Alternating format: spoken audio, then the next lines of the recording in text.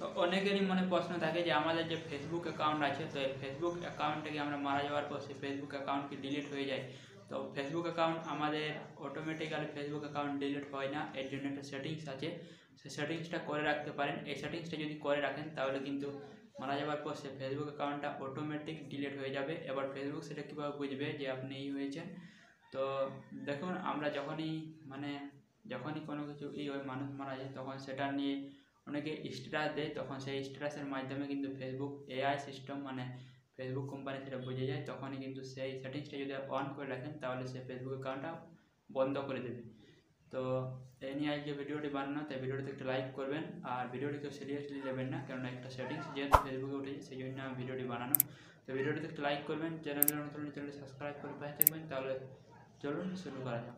এই জন্য ফেসবুকটি ওপেন করবেন। তো আমি এখান থেকে ফেসবুকটি ওপেন করছি, তারপর এখানে উপরে ক্লিক করবেন, তারপর এটা উপর দিকে টানবেন, এখানে নিচে পেয়ে যাবেন সেটিংস জি প্রাইভেসি। তো এই সেটিংস জি প্রাইভেসিতে ক্লিক করবেন, তারপর এখানে আবার সেটিংসে ক্লিক করবেন, তারপর এখানে পার্সোনাল ডিটেলসে ক্লিক করবেন, তারপর এখানে আবার পার্সোনাল ডিটেলসে ক্লিক করবেন, তারপর এখানে পেয়ে যাবেন দেখুন অ্যাকাউন্ট ওনারশিপ অ্যান্ড কন্ট্রোল। তো এটাতে ক্লিক করবেন।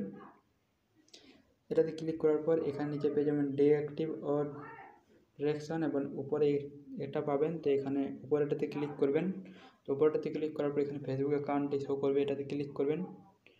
তারপর দেখুন এখানে পেয়ে যাবেন নিচে ডিলেট আফটার ডেট।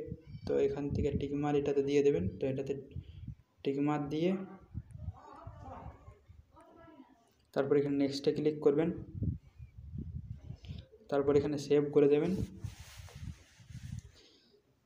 তো এখানে সেভ করলেই কাজ হয়ে যাবে। তো এভাবে আপনারা সেভ করতে পারেন। তো আজকের ভিডিও এই পর্যন্ত। ভিডিওটিতে একটু লাইক করবেন, চ্যানেল সাবস্ক্রাইব করে পাশে থাকবেন। দেখা হবে আবার নতুন কোনো ভিডিও।